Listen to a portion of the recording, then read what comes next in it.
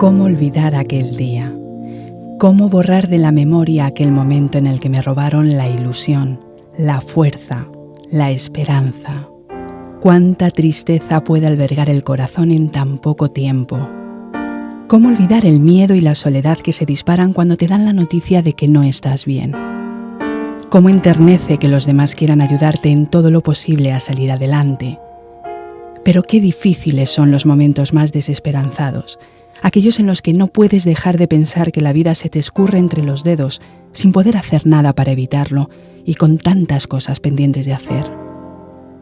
Cuánto temor, hasta que alguien te mira a los ojos y te dice: vamos a probar este método, no vas a morir, esta vez no, ya lo verás. ¿Cómo olvidar esos ojos, esas palabras, ese camino que se abre hacia adelante, hacia la vida? Hay tanta belleza en el mundo que contemplar, tantas cosas por las que luchar, tantos momentos que disfrutar. Confié en aquellos ojos, creí aquellas palabras y luché. Peleé con la esperanza de realizar algún día todo aquello que faltaba por hacer.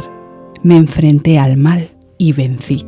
Hoy sonrío, hoy disfruto de cada momento, de cada nuevo día. Hoy tengo ganas de vivir.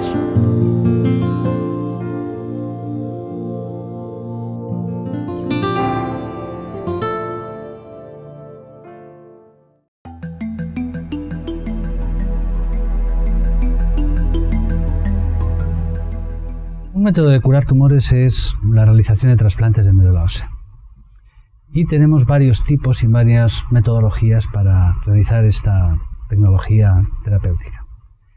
Por un lado, depende de la fuente de las células, es decir, de dónde proceden las células madre que van a recomponer una médula ósea. Se llaman trasplantes autólogos cuando la fuente es el propio enfermo. El propio enfermo es su propio donante. Y trasplantes halogénicos cuando las células proceden de otra persona. Y de otra persona, incluso de otro órgano. Puede ser hígado embrionario, puede ser sangre periférica, puede ser de cordón umbilical. Y estos forman parte de lo que se llaman los trasplantes halogénicos.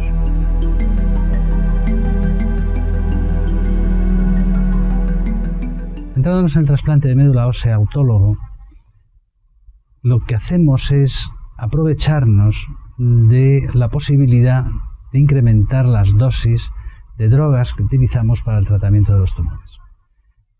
Los tratamientos de los tumores tenemos drogas muy eficaces, pero que nos limitan su dosis en cuanto a que producen una destrucción de la médula ósea y del sistema inmune. Si nosotros obtenemos del paciente que está en buen resultado, que le hemos tratado su tumor, que está en remisión completa, pero que sabemos que pueden quedar células residuales, extraemos médula ósea, la congelamos, la guardamos y damos una dosis masiva que esas células residuales no puedan soportar, podemos curar el tumor. Si esa dosis masiva la diéramos sin tener esas células progenitoras congeladas, sería incompatible con la vida, porque el señor se quedaría sin sistema inmune, sin médula ósea. Como hemos congelado, al paciente le vamos a poner esas células que van a buscar sus sitios naturales de crecimiento y de multiplicación, van a anidar y van a recomponer otra vez la médula ósea y el sistema inmune. ¿A quién le hacemos este método? Pues este método está indicado en aquellos pacientes que tienen tumores que son quimiosensibles, quimiorradiosensibles. Fundamentalmente se está practicando con muy buenos resultados en los linfomas, en los cuales en primera remisión completa se llegan curaciones que superan al 80% de los pacientes. Se hace en leucemias agudas, cuando alcanzan la remisión completa y no tienen un donante, pues con su propia médula, con una masa tumoral residual muy pequeñita, este procedimiento puede curarlos y llegamos a curar al 35 o al 40% de las leucemias mieloblásticas, incluso más, y otros tipos de tumores, tumores infantiles como el neuroblastoma, sarcoma de Ewing, etc. La ciencia sigue progresando en diferenciar mejor los tipos de tumores que estamos llamando de la misma forma, sepamos que no son iguales, cuál es su fisiología, cómo se activan los oncogenes, cómo molecularmente se reorganizan y se organizan las células tumorales para poderlas agredir de otra manera. Y también mejores fármacos que sean más eficaces contra las células neoplásicas. Y a su vez, cómo potenciar el sistema inmune para que las identifique como extrañas y poderlas expulsar. Del conjunto, yo creo, de todas estas medidas, se va progresando en oncología. Tumores que no eran curables pasan a ser curables, tumores que daban muy poca supervivencia pasan a dejar supervivencias largas, tumores que daban muy mala calidad de vida empiezan a ceder a una buena calidad de vida. Y supongo que a medida que progrese la biología molecular, que progrese la farmacología y que progrese la inmunología y el diagnóstico precoz, llegaremos a eliminar la mortalidad de la humanidad por parte de los tumores.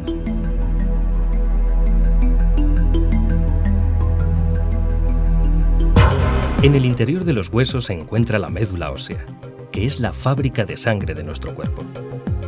En ella se generan todas las células que componen la sangre, y de ahí se dirigen a los vasos sanguíneos del organismo. A pesar de los diferentes que son entre sí, todas estas células nacen de una común, la llamada célula progenitora o célula madre, que se encuentra fundamentalmente en la médula ósea y que tiene una característica muy importante. Es la única capaz de multiplicarse y diferenciarse hacia los distintos tipos de células que forman la sangre. Los glóbulos rojos, encargados de transportar el oxígeno por el cuerpo, los glóbulos blancos, que nos defienden de bacterias y otros microorganismos, y las plaquetas, muy importantes para evitar hemorragias, ya que son las encargadas de formar coágulos. Así pues, la sangre está formada por glóbulos rojos, glóbulos blancos, plaquetas y en una menor proporción por células progenitoras. Teniendo en cuenta que para hacer un trasplante autólogo de médula ósea o autotrasplante hay que reunir y aislar células madre, el hecho de que se encuentren en la sangre periférica evita tener que acudir a la médula ósea para conseguirlas. Fármacos como el G-CSF, llamados factores de crecimiento hematopoyético, aumentan el número de células madre en la médula ósea y también en el torrente circulatorio. Este es el aspecto de la sangre periférica después de haber administrado G-CSF. Llega entonces el momento de la extracción, la aféresis, un proceso que se realiza con ayuda de separadores celulares, que son las máquinas que recogen las células madre, que posteriormente volverán a ser infundidas en el paciente. Oye, María, que no tienes que sentir nada del proceso. Cualquier cosita que notaras o algo, o cualquier cosa, pero no tienes que sentir nada.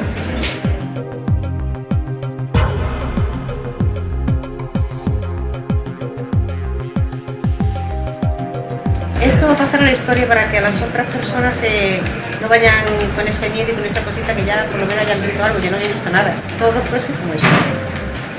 No duele nada, estupendamente. O sea que yo he estado en las otras plantas que he estado con cosas puestas y es igual, que si tiene un suero puesto. A María se le ha colocado un catéter, es un acceso que va a una vía central y de esta manera nosotros podemos realizar el proceso. Es un proceso además que se realiza de forma totalmente ambulatoria, que apenas tiene efectos secundarios y el paciente puede estar acompañado por un familiar y prácticamente no va a notar nada.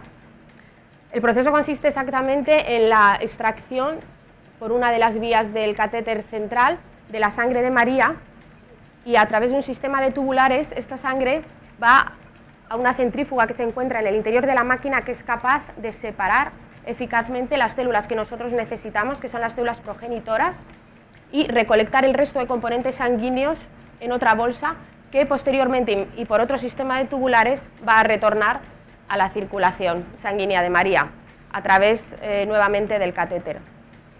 ¿Qué tal, María? ¿Cómo lo llevas? Bien.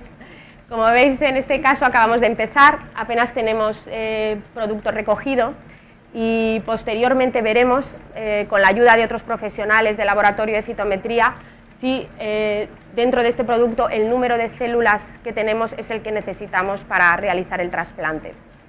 La mayoría de los pacientes necesitan una o más sesiones, pero el tiempo medio de estancia durante el procedimiento pues no suele exceder las 3 horas, con lo cual es fácil que, pues que el paciente lo tolere.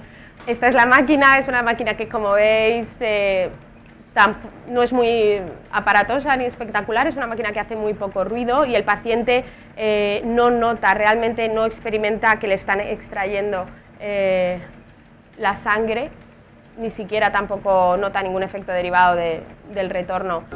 Tras la extracción del producto de aféresis, se realizan diferentes técnicas de laboratorio para garantizar su purificación y su mantenimiento.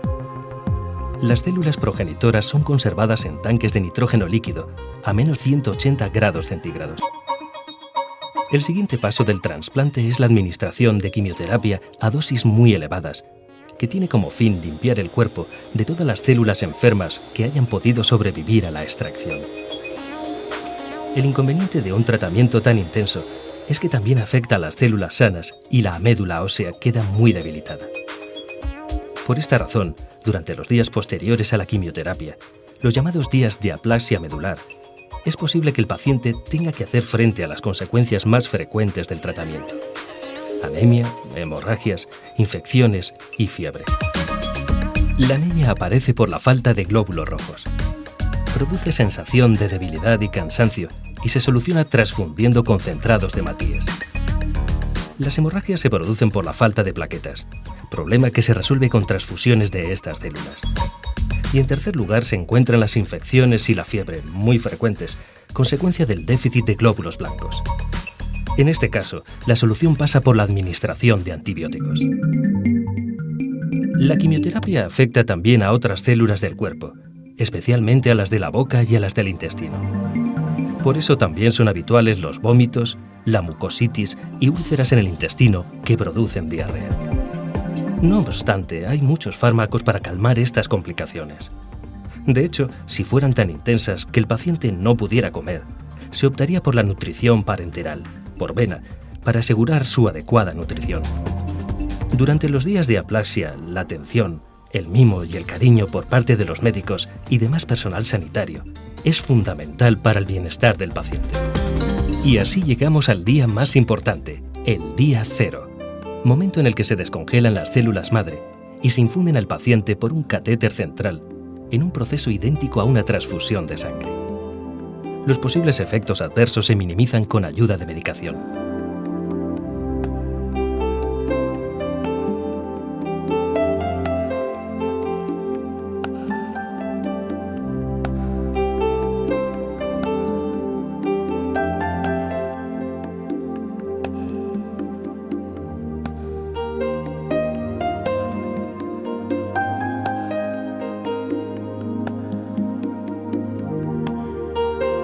Una vez terminado el trasplante, las células madre van buscando su sitio en el cuerpo, la médula ósea, y allí empiezan a multiplicarse y a crear glóbulos rojos, glóbulos blancos y plaquetas, que se irán dirigiendo a los vasos sanguíneos de todo el organismo. La médula ósea está injertada. El trasplante ha finalizado. Un nuevo ciclo comienza.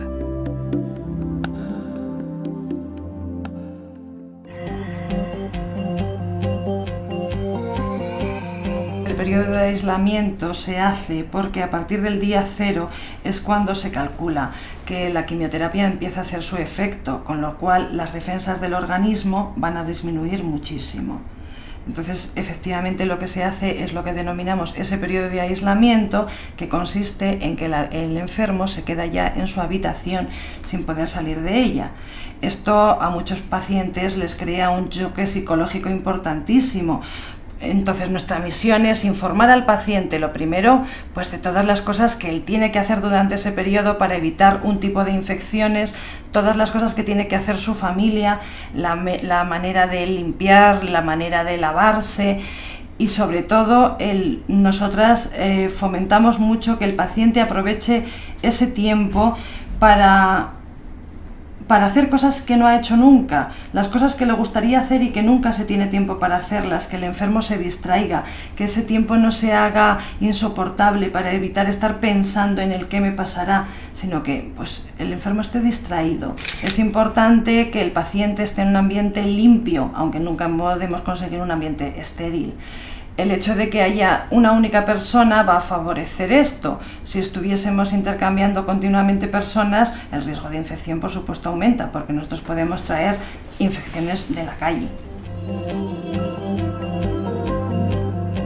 Nosotros aconsejamos a los pacientes el que tengan un cuidado especial, sobre todo con las cosas que manipula el propio enfermo. Lo que les pedimos es que siempre cuando entren a la habitación se laven bien las manos con agua y jabón, se las sequen y cada vez que el enfermo manipula algo que tienen también que manipular ellos, previamente se laven las manos. La higiene es fundamental para el paciente, para evitarle todo tipo de infecciones. Entonces nosotros aconsejamos que haya una ducha diaria, sobre todo para el mantenimiento de un catéter central que llevan, y luego también aconsejamos una higiene especial en la mucosa en la boca, porque la mucosa de la boca se puede alterar mucho. Con la alimentación hay que tener mucho cuidado para evitar infecciones, sobre todo intestinales. Nosotros aquí contamos con un servicio de nutrición y podemos poner unas dietas especiales para trasplante, en las que jamás se pueden incluir cosas crudas, como por ejemplo las ensaladas, las frutas, porque eso puede transmitir infecciones. Cuando la comida llega al enfermo, nosotros les informamos de que tienen que pasarlo por un microondas con el fin de que las posibles bacterias que aún puedan existir en la comida desaparezcan. En el servicio de hematología lo que siempre hemos considerado que es bueno y fundamental es que haya una interrelación entre todos los profesionales. Realmente la enfermería es la que está continuamente con el paciente, la que ve todas sus necesidades, la que ve las necesidades también de las familias, porque son situaciones duras en las que los familiares hay muchas ocasiones en que no saben qué hacer. Ellos demandan nuestra información. Y muchas veces demandan otro tipo de informaciones que no puede estar a nuestro alcance. Entonces nosotros digamos que siempre actuamos como intermediarios entre el médico y el paciente. Amigos, el proceso del trasplante de médula ósea es como un viaje que uno no desea mucho hacerlo, no lo ha buscado, sin embargo es necesario. Y el hecho de que usted pueda elegir el cómo afrontar ese viaje le va a resultar más o menos duro, más o menos sereno, más o menos agradable. Aquí de lo que se trata es de aunar esfuerzos, entre ellos sus propios recursos, para poder afrontarlo con la mayor serenidad y la mayor esperanza y, ¿por qué no?, con la mayor alegría posible. Ustedes no van a estar solos en este viaje. Cuentan con su familia, con todo el equipo sanitario que estamos aquí. Entre el equipo también se cuentan con los profesionales de la psicología, y en este sentido me gustaría mucho presentarles a María, a Valeria, a Pedro y a Begoña, que han pasado por este viaje, por este proceso, para poder informar a aquellas personas que vayan a entrar en el trasplante de médula ósea con ese testimonio vuestro que posiblemente le va a ser muy útil. Pero como esto del viaje lo hacen personas y hasta ahora lo que hemos estado viendo es los cuidados físicos, sí me gustaría mucho preguntaros hasta qué punto, de qué manera el psicólogo os ha podido ayudar en este proceso. Pues la ayuda del psicólogo para mí ha sido muy importante porque te ha permitido un acercamiento que en ocasiones no has podido tener con la familia por miedo a comunicarles tus sentimientos y les haces daño con lo que les estás preguntando, con los médicos porque se escapa un poco del aspecto físico las emociones que sientes. Lo que quieres es eso, encontrar el apoyo, que lo necesitamos mucho porque estamos con ojos cerrados, no sabemos qué nos va a transmitir y hacer el ese, entonces lo que quieres decir, claro, es que estos procesos se acompañan de muchos miedos. Claro, claro, tienes un come porque no sabes la incertidumbre que tienes dentro, no sabes lo que te va a sobrellevar, a venir. Quizás lo más importante es contar con los propios recursos de uno mismo, confiar en sus propias capacidades, porque todo ser humano las tiene. A veces están bloqueadas por los miedos o a veces la angustia no te deja mirar. Por eso es tan importante trabajar en equipo donde los protagonistas sois vosotros y vuestras familias, junto con el equipo sanitario. Desde este punto de vista, lo que sí que tenemos claro es que como la ansiedad está presente desde el principio, más podéis entrenaros en cómo encontraros a vosotros mismos en esas emociones, ponerles nombre y poder tomar la decisión. Primero daros permiso a sentir lo que sentís y luego tomar la decisión, ¿qué hacemos con esos sentimientos? ¿Qué tipo de actividades distractoras? ¿Cómo os lo montabais en esa fase de aislamiento? Porque sabemos que el tiempo se hace muy largo y eso genera sufrimiento, mientras que si uno, aunque no le tenga muchas ganas, pero si uno maneja su tiempo y se lo organiza y se lo pasa mejor, pues yo me estaba preguntando qué tipo de actividades son las que utilizasteis en ese tiempo de aislamiento. Pues yo no es lo más común ni lo más habitual, pero yo me lo pasaba muy bien trabajando. Porque me llevé el ordenador portátil, entonces hasta trabajaba y con disquetes lo mandaba para casa y me servía para conectarme a internet y de esa forma estaba como conectada con el mundo, como te puedes llevar cualquier cosa, y luego otros ratos también jugaba a las cartas con los familiares que venían a verme. Se van a reír, pero los días, aunque estaba mal, a mí por donde me agarró fue con la diarrea, vómitos, nada. Pero diarrea de estar todo el día sentada en el trono, bueno, y entonces me levantaba del trono y bailaba. Tenía música y bailaba un ratito, pero bailaba con Fred Astaire. Entonces yo decía, alguien entra y me matan, porque todos los cables, todo, yo no sé cómo se llaman, bueno, las bolsitas y todo... se movían para un lado y se movían para otro. Eso obviamente lo hacía 5 minutos, no más. Pero me daba una alegría, así impresionante.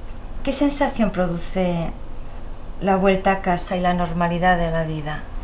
Pues yo inicialmente al alta y el enfrentarme a la vuelta a casa sentí descontrol, porque hasta ese momento había conseguido controlar todo y me estaban ayudando a tener todo controlado, todo era fácil, todo me lo daban hecho, pero ahora empezaba una vida diferente, me tenía que adaptar a la vida de los normales o de los sanos y eso cuesta trabajo, porque tienes que luchar tú solo contra las infecciones, tú solo contra una organización de vida que ha cambiado, tú vuelves a una casa en la que tú has faltado, tengo hijos, todo cambia y volver a entrar en ese mundo pues cuesta un poco. Pero se vuelve y bueno, es cuestión de días, de mentalizarse y enseguida se recupera la normalidad. Es como si hubieras vuelto a nacer, porque luego tienes que vacunarte de todo como si fueras un niño pequeño, entonces te encuentras un poco distinto, y claro, pero según van pasando los días y vas viendo que tú te encuentras mejor, pues ya dices, hombre, pues parece que esto ha merecido un poco la pena, aunque lo he pasado un poco mal. Pedro, ¿y qué actitud le dirías a las personas que es la mejor para entrar en este viaje? Que si está el organismo preparado y te dicen los doctores y todo que adelante, pues yo le diría que adelante, que hay que hacerlo. Confianza, que confíe plenamente en los profesionales que le van a hacer el trasplante, sea donde sea. Que si por algo, digamos, si hay algo que no le cierra o que le inspira desconfianza, se tome en su tiempo, pero es fundamental tener plena confianza en las manos de quien uno va a descansar. Que lo van a pasar mal, pero que muy mal que lo pasen, se pasa. Esto me lo dijo a mí Mercedes, una paciente, cuando yo iba a entrar a trasplante, y me acordaba de ello todos los días, por eso se lo quiero transmitir a los demás, que se pasa mal, pero se pasa. Confianza, esperanza, que es dura, pero que como todo pasa. Y que pasa y luego lo que viene después siempre seguro que va a ser positivo y bueno. Ahora que tú eres tan joven, María, ha habido muchos cambios después del trasplante en tu vida. ¿Ves el mundo igual? No lo veo igual, ha habido cambios a mejor, me siento con muchísima más fuerza, más segura, doy la importancia a las cosas que la tienen y la justa y me preocupo por vivir y por pasármelo bien y por no hacer planes a mucho tiempo. ¿Y Pilar qué? ¿Tú qué le dices a un paciente? Después de escuchar a los sabios, ¿Tú qué les dices desde tu sabiduría? Pues mira, las dificultades son los que nos dan oportunidades para descubrirnos más a nosotros mismos en un encuentro más honesto y más sincero, para un encuentro con todas las personas que amamos. Decirles que no están solos en ese camino, a esa vida que es un regalo que nos han dado, que han pasado un viaje muy duro, un viaje compartido, que lo compartan con las familias, que es el principal soporte psicológico, que no haya secretismos entre ellos, que compartan y que hablen, y que juntos a tirar para adelante, que allí hay esperanza y allí hay vida con mayúsculas, según como cada uno quiera montarse en la vida, pero que vida que sepamos seguras cuántas hay. Entonces no tenemos control en cuánto vamos a vivir, pero sí cómo queremos vivir con lo que hay. Yo le diría al paciente que viene una cosa dura, que es un reto difícil y que cuesta pasarlo, que cuando estás metido dentro te parece que no vas a salir nunca, pero que cuando sales se consigue olvidar. El diagnóstico de un tumor conlleva al paciente a la soledad, a por qué a mí, le lleva a la tristeza, a la falta de futuro, a la desesperanza. Pero cuando nos encontramos con la posibilidad de hacer un trasplante de médula ósea, recuperamos esperanza, recuperamos posibilidades de futuro y el paciente empieza a soñar y a pensar que realmente aquella mala noticia puede pasar a ser una pesada anécdota.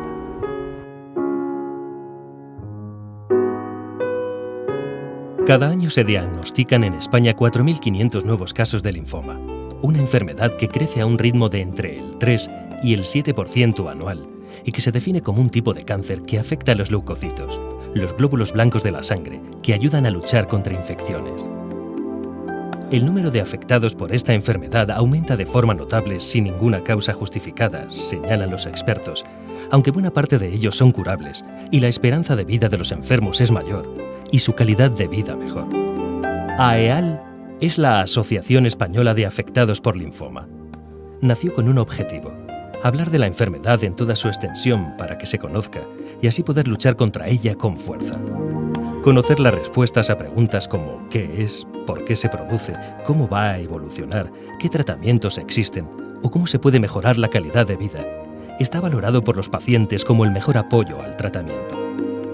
Por ello, AEAL trabaja para que el enfermo tenga una fuente de información cercana a la que recurrir en su propio país y para que no se sienta solo, sino que cuente con el apoyo de otras personas. Para la asociación, conocer el problema supone un importante paso adelante en la pelea hacia su solución y están dispuestos a colaborar para que se facilite una mayor asistencia para todos. Un canal de acceso a toda la información es su página web, www.aeal.net. Dentro del ámbito comunitario, España ocupa el 5º lugar en hombres y el 6º en mujeres en incidencia de linfomas. No obstante, hoy se producen diagnósticos más precisos gracias al mayor conocimiento sobre este problema de salud.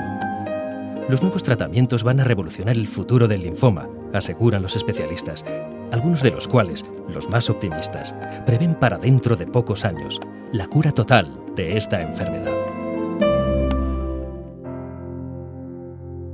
Alguien dijo una vez que el sufrimiento nos hace sabios, que las dificultades enriquecen el alma y nos hacen crecer como persona. No deseo a nadie este trance de enfrentarse a una enfermedad tan despiadada, pero si algo bueno he sacado de todo esto, ha sido un profundo amor hacia la vida. Un sentimiento que estoy segura me va a acompañar hasta el final.